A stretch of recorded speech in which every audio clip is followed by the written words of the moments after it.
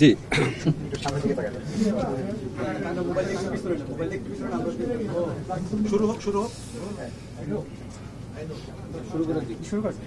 আচ্ছা আমি একটু শুরু করছি। ঠিক আছে, আচ্ছা আসসালামু আলাইকুম, সবাইকে শুভেচ্ছা। আপনাদেরকে আসলে আজকে ডেকেছি কিছু গুড নিউজ শেয়ার করার জন্য। একটা হচ্ছে আপনারা জানেন যে সাইবার যে আইনটা, সেটা নিয়ে অনেক দীর্ঘসূত্রিতা হচ্ছে। এই আইনটা নিয়ে আলটিমেটলি কি করা হবে সেটা নিয়ে আপনাদের মধ্যেও প্রশ্ন রয়েছে। আপনাদের শুধু একটা জিনিস জানাই, আমরা এই আইনটা প্রত্যাহারের বা সংশোধনের কাজটা করছে হচ্ছে তথ্য প্রযুক্তি মন্ত্রণালয়। ওনারা যখন আমাদের পরামর্শ চান আমরা পরামর্শ দিই, কিন্তু এই কাজটা মূলত তথ্য প্রযুক্তি মন্ত্রণালয়ের। সাইবার সিকিউরিটি আইনের ব্যাপারে বিভিন্ন রকম পরামর্শ আসছে। যতবারই ড্রাফট করা হয় দেখা যায় কারো না কারো আপত্তি আছে, কারো না কারো আবার পক্ষে থাকছে। তো এটা নিয়ে আপনার সম্ভবত তথ্য প্রযুক্তি মন্ত্রণালয় চিন্তা করেছে যে আরও ডিটেল নেগোসিয়েশন করবে। তো আমরা চিন্তা করলাম এই জন্য তো বসে থাকা যায় না। সাইবার সিকিউরিটি আইনে যে মামলাগুলো হয়েছে সেই মামলাগুলো আমরা উইথড্র করে ফেলার প্রক্রিয়া শুরু করেছি। এটা তো মূল কনসার্ন। তারপর আস্তে ধীরে আরও কনসালটেশন করে সাইবার সিকিউরিটি আইন যেটা আছে সেটার সংশোধন অথবা বাতিল এই ব্যাপারে তথ্য প্রযুক্তি মন্ত্রণালয় সিদ্ধান্ত গ্রহণ করবে। তো আমরা সাইবার আইনের অধীনে যে স্পিচ অফেন্স আছে সেই মামলাগুলো প্রত্যাহারের উদ্যোগ অলরেডি গ্রহণ করেছি। আমরা তালিকা করে দেখেছি বিগত সরকারের আমলে 332টি স্পিচ অফেন্সের মামলা করা হয়। এর মধ্যে 332টি স্পিচ অফেন্স সংক্রান্ত মামলার বিচার চলছে। এর মধ্যে 57টি মামলা হচ্ছে তদন্তাধীন আছে। এই যে 332টি মামলা বিচারাধীন আছে, এইগুলি উইথড্র করার ব্যাপারে আইন মন্ত্রণালয়ের ভূমিকা রাখার অবকাশ আছে। এই 332টি স্পিচ অফেন্সের মধ্যে পাবলিক প্রসিকিউটরের মাধ্যমে ইতিমধ্যে 113টি মামলা প্রত্যাহার করা হয়েছে। আমরা আশা করছি আগামী 2 সপ্তাহের মধ্যে স্পিচ অফেন্স সংক্রান্ত যতগুলা মামলা আছে সব প্রত্যাহার করা হবে। ইতিমধ্যেই আমরা প্রায় অর্ধেক মামলা প্রত্যাহার করেছি, বাকিগুলো করা হবে। আর এই আইনের ব্যাপারে কি পদক্ষেপ নেওয়া হচ্ছে এই ব্যাপারে আপনার তথ্য প্রযুক্তি মন্ত্রণালয় থেকে অচিরে আরো জানতে পারবেন। আরেকটা আমাদের লক্ষ্য ছিল আমাদের দায়িত্ব গ্রহণ করার পরই, আপনারা জানেন বিগত 15 বছর ফ্যাসিস্ট গভর্নমেন্টের আমলে বহু গায়েবী মামলা দায়ের করা হয়েছিল। আমি নিজে ওই ব্যাপারে লেখালেখি করতাম, তো আমাকে প্রায় দেখতাম মানুষ প্রশ্ন করতো যে আমি এখন কি করছি এটা নিয়ে।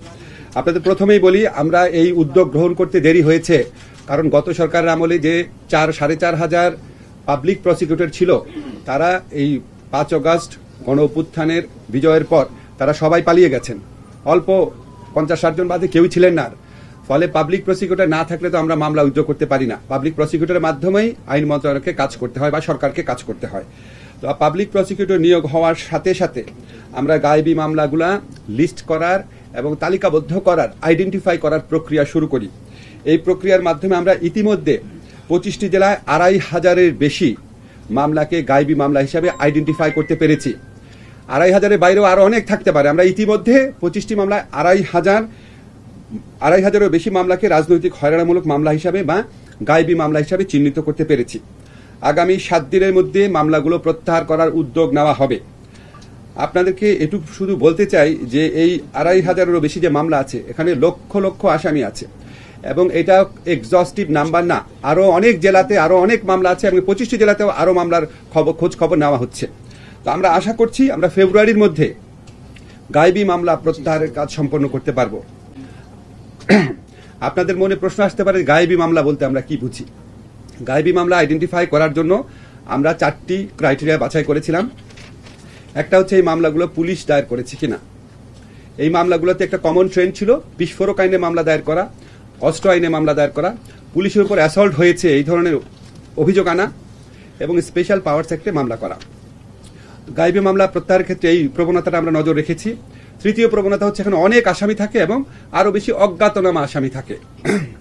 চতুর্থ আইডেন্টিফিকেশনের চতুর্থ যে প্রক্রিয়াটা আমরা করেছি সেটা হচ্ছে এই মামলাগুলো সাধারণত করা হতো বিএনপি সহ বিরোধী দলগুলো যখন বড় বড় আন্দোলন করতো তার আগে পরে, অথবা এই যে ভুয়া নির্বাচন হয়েছে গত 3টা ভুয়া নির্বাচনের আগে পরে। তো এই সমস্ত ক্রাইটেরিয়ার ভিত্তিতে আমরা 2500-এরও বেশি মামলা ইতিমধ্যে আইডেন্টিফাই করেছি। এগুলি প্রত্যাহার আশা করছি আর কি। যত গায়েবী মামলা আছে যেগুলো আইডেন্টিফাই করতে পারবো আমরা ফেব্রুয়ারির মধ্যে প্রত্যাহার করার কাজ হয়ে যাবে।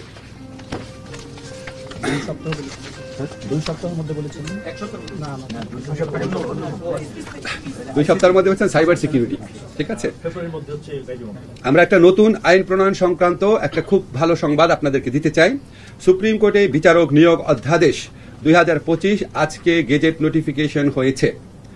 আপনারা সবাই জানেন বিগত সরকারের আমলে যে অনাচার হতো, চরম মানবাধিকার লঙ্ঘন হতো, মানুষকে যে দমন নিপীড়ন করা হতো, তার একটা বড় প্ল্যাটফর্ম ছিল উচ্চ আদালত। সেখানে মানুষ প্রতিকার পেত না, চরম মানবাধিকার লঙ্ঘনের বড় প্রতিকার পেত না। এবং এটার কারণ ছিল উচ্চ আদালতে রাজনৈতিক সরকারগুলো সম্পূর্ণভাবে দলীয় বিবেচনায় অনেক ক্ষেত্রে অযোগ্য লোকদেরকে জাজ হিসাবে নিয়োগ দিত। আপনারা জানেন উচ্চ আদালতে নিয়োগ নিয়ে একজন সাবেক প্রধান বিচারপতি প্রলয় ঘটে গেছে এই ধরনের কমেন্টও করেছিলেন। উচ্চ আদালতে বিচারক যদি স্বচ্ছ প্রক্রিয়ায় নিরপেক্ষ লোকরা, যোগ্য লোকরা যদি নিয়োগ না পায়, তাহলে বাংলাদেশের 18 কোটি বা 17 কোটি মানুষের মানবাধিকারের প্রশ্নটি অমীমাংসিত থেকে যায়, ঝুঁকির মধ্যে থেকে যায়। এই প্রয়োজনীয়তার কথা যে উচ্চ আদালতে বিচারক নিয়োগ হবে স্বচ্ছ প্রক্রিয়ার মাধ্যমে, দক্ষ, অভিজ্ঞ, দল নিরপেক্ষ এবং প্রকৃত যোগ্য ব্যক্তিরা উচ্চ আদালতে বিচারক নিয়োগ হবে, এরকম একটা চাহিদা এই সমাজে বহু বছর যাবৎ ছিল। বহু ফোরাম থেকে, বহু রাজনৈতিক দল থেকে, হিউম্যান রাইটস অর্গানাইজেশন থেকে, নাগরিক সংগঠন থেকে এই ধরনের দাবি উত্থাপন করা হয়েছিল। আমরা আজকে অত্যন্ত আনন্দের সাথে জানাতে চাই এই আইনটা হয়েছে। এই আইনটা রচনা করার ক্ষেত্রে আমরা সুপ্রিম কোর্টের যে প্রধান বিচারপতি আছেন উনার অফিস থেকে একটা ড্রাফট পাঠানো হয়েছিল, বিচার বিভাগীয় যে সংস্কার কমিশন আছে সেখান থেকে একটা ড্রাফট পাঠানো হয়েছিল। 2008 সনে এই ধরনের একটা অধ্যাদেশ তৈরি করার প্রক্রিয়া ছিল, সেই অধ্যাদেশের কপি, সেগুলি সব কিছু পর্যালোচনা করেছি আমরা যারা কনসার্ন নাগরিক সমাজ আছে, যারা স্টেক হোল্ডার আছে, তাদের সাথে আপনারা অনেকে উপস্থিত ছিলেন। আমরা একটা বড় ধরনের পরামর্শ সভা করেছি। এরপরও ইন্ডিভিজুয়ালি আমরা বিভিন্ন এক্সপার্টের কাছে পাঠিয়েছি, তার মধ্যে সাবেক বিচারপতি আছেন, আইন বিশেষজ্ঞ আছেন, তারপর হচ্ছে আপনার আইনের অধ্যাপক আছেন, আইনের বিশেষজ্ঞ আছেন। আমরা চেষ্টা করেছি যতটা পারা যায় একটা ভালো আইন করার জন্য। আপনাদেরকে শুধু কয়েকটা জিনিস জানিয়ে রাখি, এখানে একটা উচ্চ আদালতে বিচারক নিয়োগের জন্য একটা কাউন্সিলের প্রস্তাব করা হয়েছে, কাউন্সিলের বিধান করা হয়েছে। এই কাউন্সিল হচ্ছে প্রধান বিচারপতির নেতৃত্বে সুপ্রিম কোর্টের আপিল বিভাগের 2জন বিচারক, একজন অবসরপ্রাপ্ত, একজন ইনকামবেন্ট, হাইকোর্ট বিভাগের 2জন বিচারক এবং অ্যাটর্নি জেনারেল, ওনাদেরকে নিয়ে একটা কাউন্সিল গঠন করা হবে। এই কাউন্সিল প্রথম হচ্ছে যাচাই বাছাই করবে, আর এখানে হচ্ছে মানে ওনারা নিজ উদ্যোগে অনেক নাম সংগ্রহ করবেন। একই সাথে সাথে যে কোনো মানুষ, যে কোনো আইনজীবী যেন অ্যাপ্লাই করতে পারেন, নিজের ইচ্ছা অ্যাপ্লাই করতে পারেন, বা কারো নাম রেফার করে, আপনি একজন ভালো আইনজীবী, আপনি মনে করলেন উনার জাজ হলে ভালো হয়, আপনি উনার নাম আপনি নিজে রেফার করে ওখানে চিঠি পাঠাতে পারবেন, সেটা উন্মুক্ত আছে। আবার একই সাথে সাথে এই কাউন্সিল স্বউদ্যোগেও ভালো ভালো নাম সংগ্রহ করার চেষ্টা করবে যাতে ভালো জাজদেরকে নিয়োগ দেওয়া যায়। কাউন্সিল প্রাথমিক যাচাই বাছাই করার পর ওনারা ইন্টারভিউ নেবেন। সো একটা স্বচ্ছ এবং একটা জবাবদিহিমূলক প্রক্রিয়ার মাধ্যমে উচ্চ আদালতের বিচারকরা নিয়োগ হবেন। আমরা আশা করছি উচ্চ আদালতের পক্ষ থেকে উদ্যোগ গ্রহণ করা হলে আগামী 3 মাসের মধ্যে আমরা হাইকোর্টে যে পরবর্তী নিয়োগ আছে সেখানে আমরা আগের যে কোনো আমলের চেয়ে একটা বেটার নিয়োগ প্রক্রিয়ার মাধ্যমে উচ্চ আদালতে বিচারক নিয়োগ দিতে পারবো। 6 সদস্যের এটা হচ্ছে সুপ্রিম কোর্টের বিচারক নিয়োগ অধ্যাদেশ। কাউন্সিলটার নাম হচ্ছে বিচারক জুডিশিয়াল অ্যাপয়েন্টমেন্ট কাউন্সিল। আচ্ছা, তারপর হচ্ছে আমরা একটা, আপনারা জানেন সবাই যে সুপ্রিম কোর্টের পৃথক সচিবালয় প্রতিষ্ঠা, এটার যে একটা দাবিও সমাজে দীর্ঘদিন যাবত আছে। এই সংস্কারের কথা আমরা, এটা একটা জাতীয় ঐক্যমতের মতো পরিণত হয়েছে এই জিনিসগুলো। আজকের ঐক্যমত না, এটা গত আপনারা বলতে পারেন 20-25 বছর যাবত আমরা এই সমস্ত কথা বলে আসছি। এটার উদ্যোগ গ্রহণ করা হচ্ছে, একটু টাইম লাগছে খুঁটিনাটি পরীক্ষা করার জন্য। আরেকটা আমাদের ইচ্ছা আছে মানে কি কমিটমেন্ট আপনাদের কাছে, আমরা স্থায়ী অ্যাটর্নি সার্ভিস, এটা আপনারা জানেন যে পিপিরা অনেক সময় অভিযোগ আসে, কিছু সময় অভিযোগ আসে যে পিপিরা যেহেতু দলীয়ভাবে নিয়োগ হন, এই জন্য অনেক সময় ওনারা নিরপেক্ষ ভূমিকা পালন করতে পারেন না, রাষ্ট্রের পক্ষে ভূমিকা পালন না করে ক্ষমতাসীন দলের পক্ষে ভূমিকা পালন করেন। এই প্রবলেমের সলিউশন হচ্ছে স্থায়ী প্রসিকিউশন সার্ভিস প্রণয়ন করা, প্রতিষ্ঠা করা। সেই লক্ষ্যে আমরা আইন তৈরির কাজ শুরু করেছি, অনেক দূর এগিয়ে গেছে, সম্ভবত 1 মাসের মধ্যে এটা আমরা করতে পারবো। এছাড়া আমরা একটা অনেক গুরুত্বপূর্ণ কাজ করেছি, সেটা হচ্ছে আপনারা জানেন 36 ধরনের ডকুমেন্ট আইন মন্ত্রণালয় সত্যায়ন করে। এই সত্যায়নগুলা গত 13 ডিসেম্বর থেকে এই সত্যায়ন প্রক্রিয়াকে অনলাইন ভিত্তিক করা হয়েছে। পরে ম্যানুয়াল পদ্ধতিতে অ্যাটাস্টেশন করার জন্য জনগণকে দীর্ঘ লাইনে দাঁড়াতে হয় না। আমি শুনেছি আমাদের আইন মন্ত্রণালয়ের সামনে দীর্ঘ লাইন থাকতো অ্যাটাস্টেশন করার জন্য। আপনারা সাংবাদিকরা যারা আছেন আপনারা দেখেছেন, এটা আর করতে হচ্ছে না। বর্তমান পদ্ধতিতে ঘরে বসে 2-1 দিনের মধ্যে কার্যক্রম সম্পন্ন করা যাচ্ছে। এই পদ্ধতিতে সত্যায়নের পর বাংলাদেশি নাগরিকদের বিদেশি দূতাবাসে পুনরায় সার্ভিস ফি দিয়ে সত্যায়ন করা লাগছে না।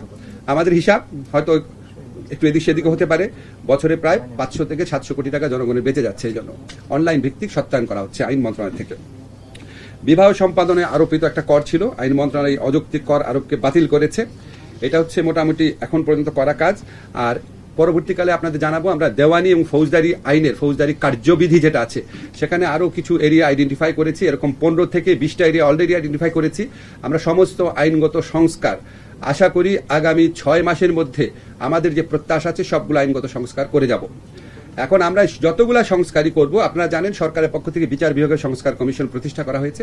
আমরা এই সংস্কার কমিশনের কাছ থেকে উনাদের সম্মতি নিয়ে, উনাদের সাথে সাহায্য নিয়ে আমরা কাজগুলো করার চেষ্টা করছি যাতে এটা কোঅর্ডিনেশন থাকে।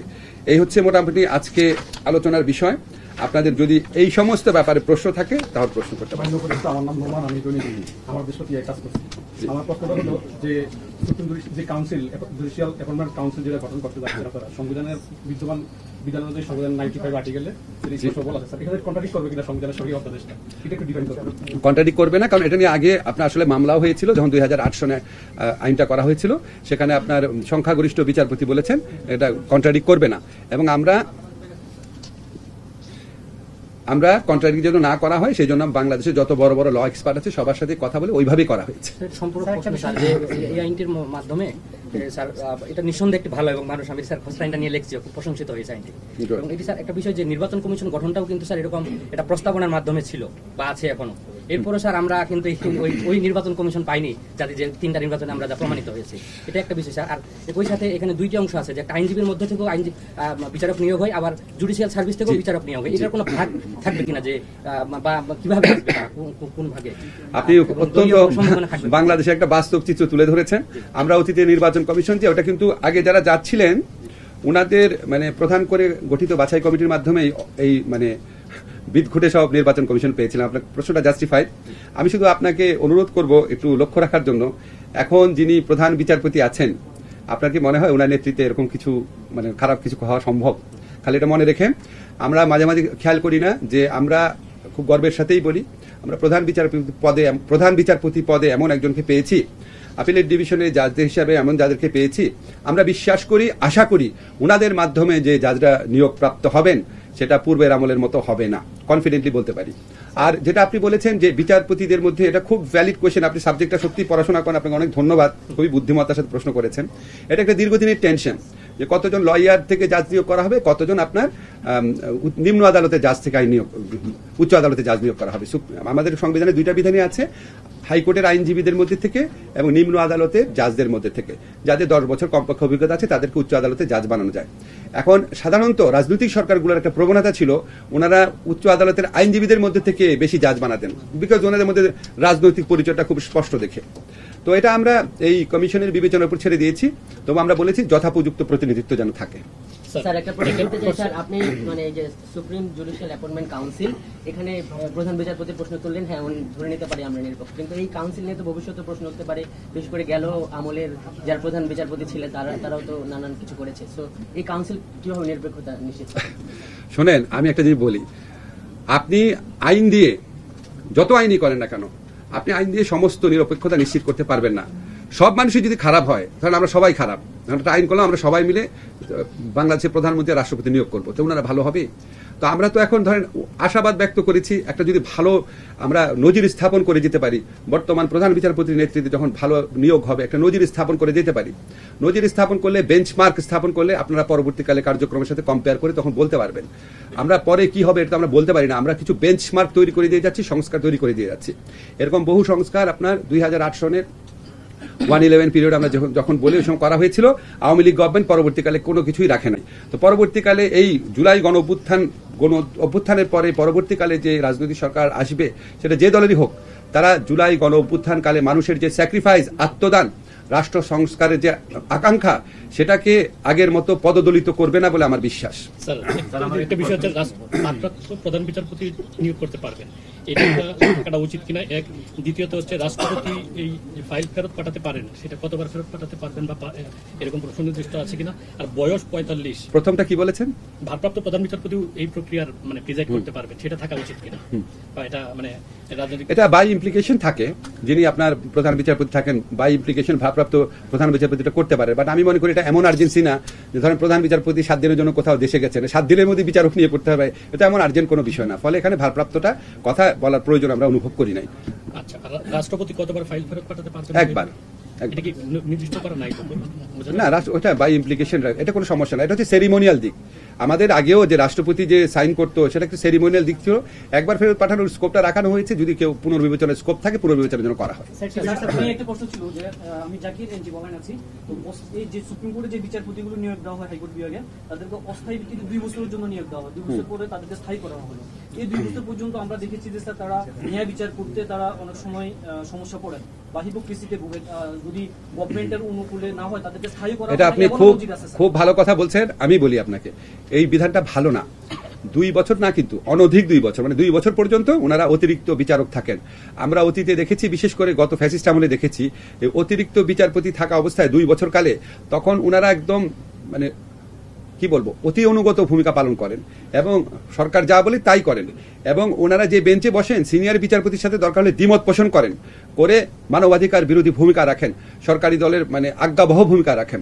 এখন এটা একটা খারাপ দিক বিধান, কিন্তু এটা করা হয়েছিল তো ভালো উদ্দেশ্য থেকে।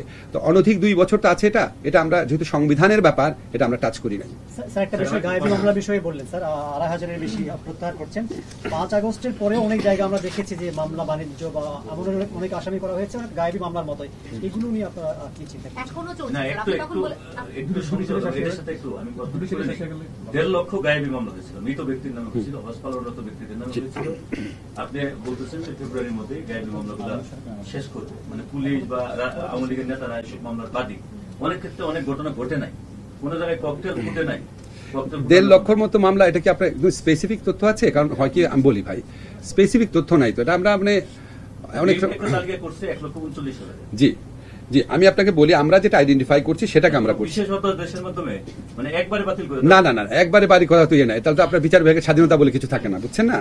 আমরা আপনাকে যেটা বলেছি ফেব্রুয়ারির মধ্যে করব আশা করছি। হ্যাঁ, এখন একটা যদি সামনে লক্ষ্য না রাখি, আপনারা বলি আচ্ছা মামলা প্রত্যাহার করব, ফেব্রুয়ারির মধ্যে উত্তর না হলে আপনি আমার পর প্রশ্ন করবেন যে অগ্রগতি কোথায়। আমি তো চাই আপনারা যেন আমাকে জবাব দিতে আনতে পারেন যে ফেব্রুয়ারির মধ্যে বলেছেন কতটুকু হয়েছে, এই জন্য বলেছি। হয়তো 2-1 সপ্তাহ বেশি লাগতে পারে। সহকর্মী যেটা জানতে চাইছিল যে 5 আগস্ট পরবর্তী অনেক মামলা তো এবং এখনো অনেক মামলা কিন্তু স্যার হচ্ছে রাজনৈতিক হয়রানিমূলক মামলা, তো সেটা নিয়ে আমি আপনাদেরকে একটা কথা ক্লিয়ার করি, 5 আগস্টের আগে এবং পরের হয়রানিমূলক মামলার মধ্যে 2টা সুস্পষ্ট পার্থক্য আছে। 5 আগস্টের মামলাগুলা করেছে সরকার, পুলিশ। 5 আগস্টের পরবর্তী মামলা সরকার করে নাই, বিভিন্ন ব্যক্তি করছে। খেয়াল করে দেখবেন, বিভিন্ন ব্যক্তি করছে।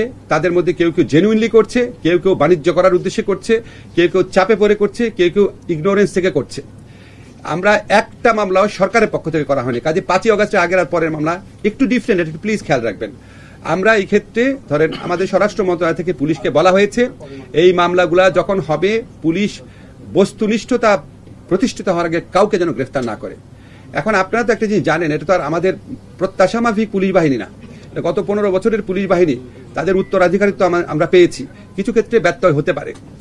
আর আদালতে যে মামলাগুলো দায়ের করা হয় বা যেটা বিচারিক স্টেজে আসবে, সেটা আপনারা নিশ্চিত থাকতে পারেন আমাদের বিচার বিভাগ সম্পূর্ণ স্বাধীনভাবে কাজ করবে।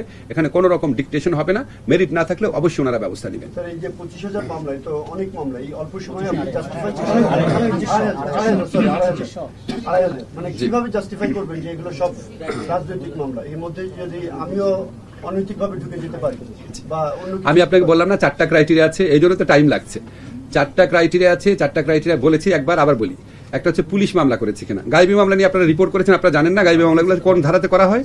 বিস্ফোরক আইনে, অস্ত্র আইনে, পুলিশকে অ্যাসল্ট, পুলিশকে কর্তব্য কর্মে বাধা, আর হচ্ছে স্পেশাল পাওয়ার্স অ্যাক্ট। একসাথে 4-5টা দিয়ে দেয় না? তারপরে এজাহারের ভঙ্গি একরকম থাকে না?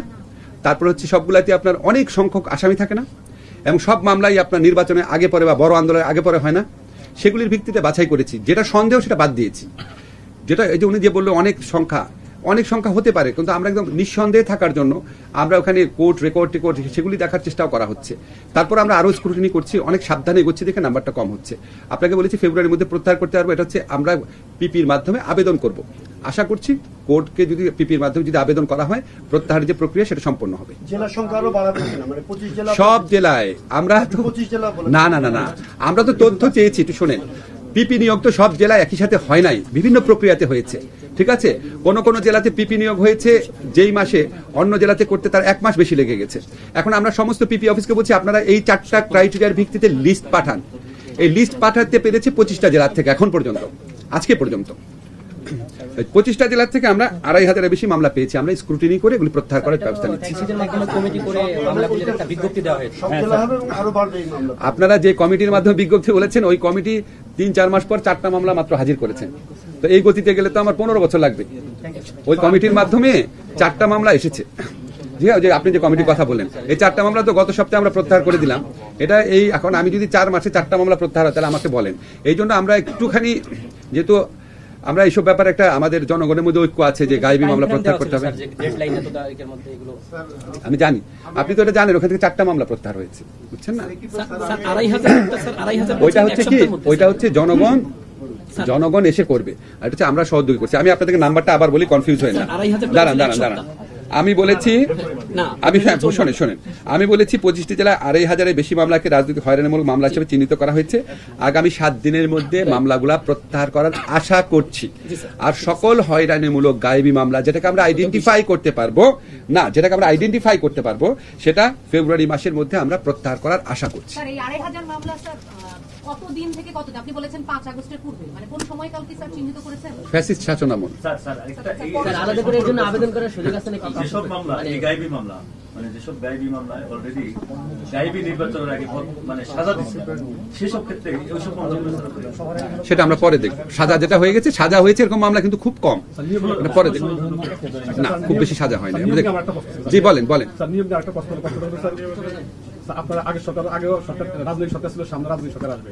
আমরা দেখি স্যার, প্রধান বিচারপতিকে মনের সাথে না মিল হওয়ার কারণে অসুস্থ হয়ে গেছেন এবং তাকে সিঙ্গাপুরে চিকিৎসার জন্য পাঠিয়ে দিয়েছেন। এই ধরনের ঘটনা আমাদের দেশে ঘটছে। এবং সুপারসিডের একটা ট্রেডিশন তো স্যার অব্যাহত আছেই, যে পছন্দ হলো না আমি 5-4 করে সুপারসিড করে প্রধান বিচারপতি বানিয়ে দিচ্ছি। এটার প্রোটেকশনটা কি হবে? প্রধান বিচারপতি যদি এই ধরনের আনসিকিউর অবস্থা থাকে, তাহলে স্যার এটার প্রোটেকশনটা আপনি কিভাবে নিশ্চিত করবেন, কাউন্সিল হোক বা সংবিধানের মাধ্যমে? শোনেন, এটা একটাই উত্তর, সেটা হচ্ছে ধরেন আমরা অতীতে অনেক কিছু দেখেছি, এই জন্য আমাদের ভবিষ্যৎ নিয়ে অনেক আশঙ্কা হয়। তা আমার কাছে মনে হয় কি, অতীতের সাথে ভবিষ্যতের একটা পার্থক্য আছে।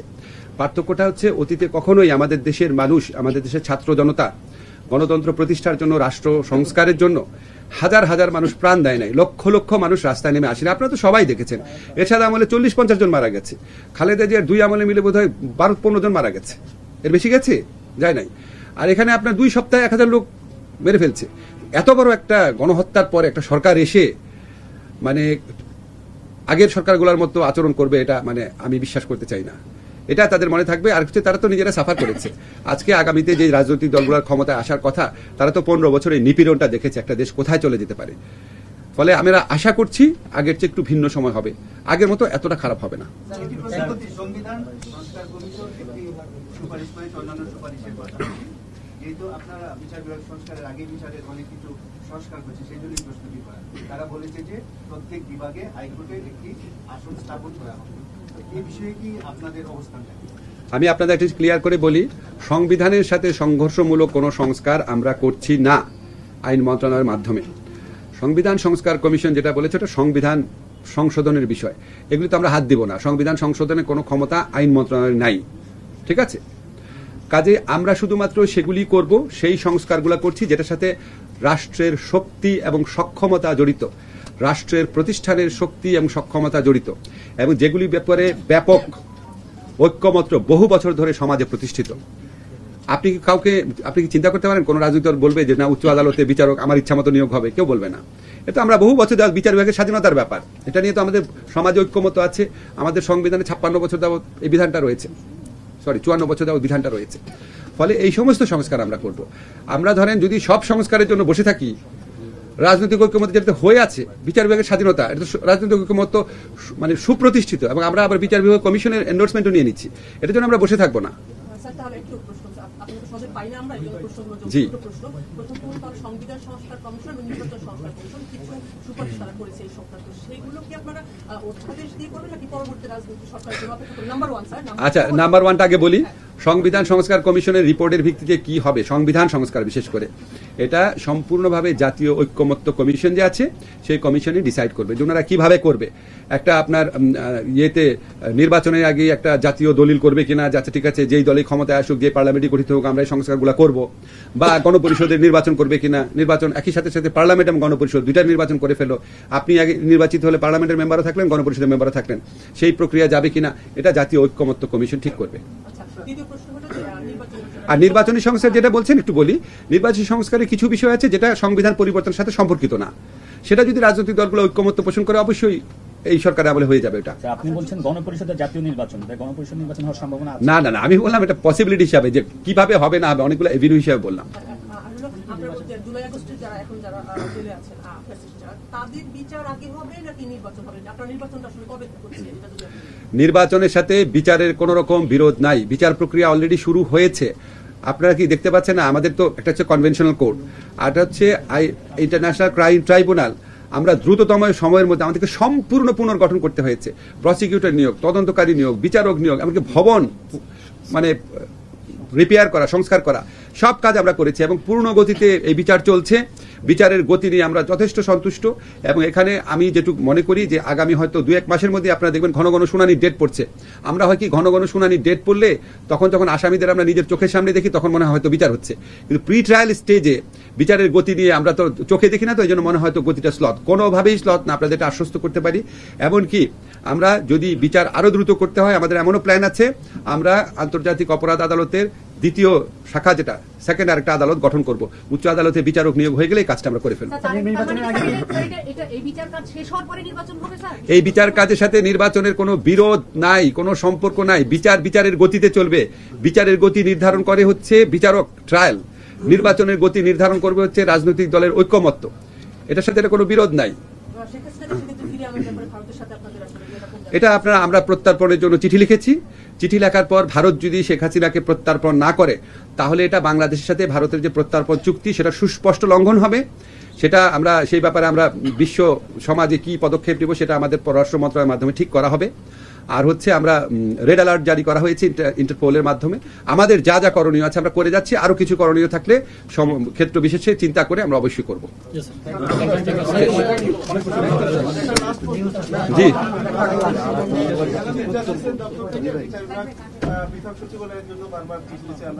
এটা বলেছি আর বিষয় নাই।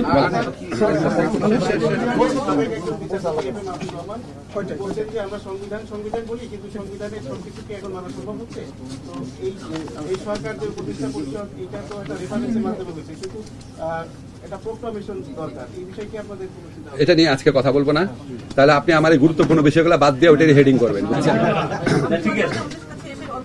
আমি শোনেন, আমার যদি প্রোগ্রেস না থাকে, হ্যাঁ আমার তো আপনাদেরকে গুড নিউজ দিতে ইচ্ছা করে। আমি ধরেন আমার মাঝে মাঝে মনে হয় যে আমরা এখানে আসছি কেন, কিছু ভালো খবর দেওয়ার জন্য। তো এই যে আপনি ধরেন একটা ছোট্ট একটা নিউজ, এই যে অ্যাটাস্টেশন করা যাচ্ছে অনলাইনে, কত মানুষ যে খুশি হয়েছে অনলাইনে অ্যাটাস্টেশন, ছোট ছোট জিনিস জানেন। আমরা ছোট ছোট আরো কিছু কাজ করি সেখানে বলতে পারি না, যেমন ধরেন বিয়ের যে ফর্ম ছিল সেখানে লেখা থাকতো বিবাহিতা নাকি কুমারী, বুঝছেন, এটা একটা অমর্যাদাকর শব্দ একটা মেয়ের জন্য, সেটা আমরা অবিবাহিতা করে ফেলেছি।